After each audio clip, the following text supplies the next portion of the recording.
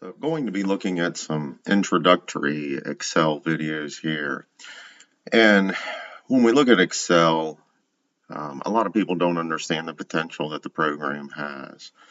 So I wanted to create a little series of videos here to introduce you to it, to help you understand it. Very short videos.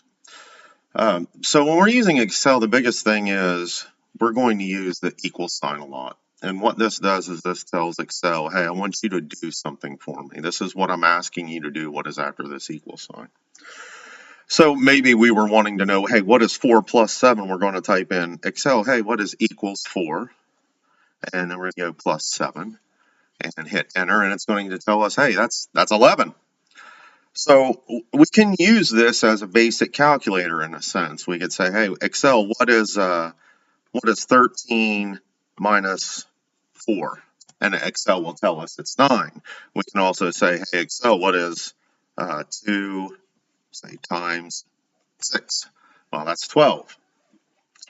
So we can see using the equal sign is pretty easy to do this here. But we can also tell Excel to take something that we've already done and use it again. So again, with the equal sign, we can tell Excel, hey, what is the value in this cell, which is 11, plus the value in this cell, which is 9, and Excel is going to tell us, hey, this is 20.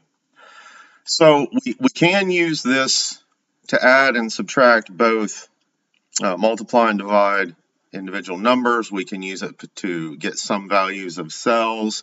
If I wanted to total 11, 9, and 12 here, I could go to the bottom and I could say, hey, Excel, I want to know what this is, equals this cell. I'll click in that cell and then plus, and then go down and click in the next cell and hit plus, and click in the next cell and hit enter, and it'll tell us that's 32. We can also say, hey, I want you to do something here. I want you to sum this. I want you to add everything.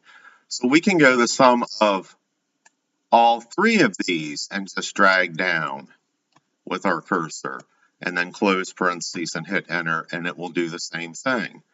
So when we're doing this, it's very easy to look at something and say, how do I want to figure this out? Well, Excel can tell me. What if I want to take 32 times 12? Well, what is 32 times 12? And Excel is going to tell you that's 384. So as we go through these videos, I'll be showing a few little introductory things, real basic stuff.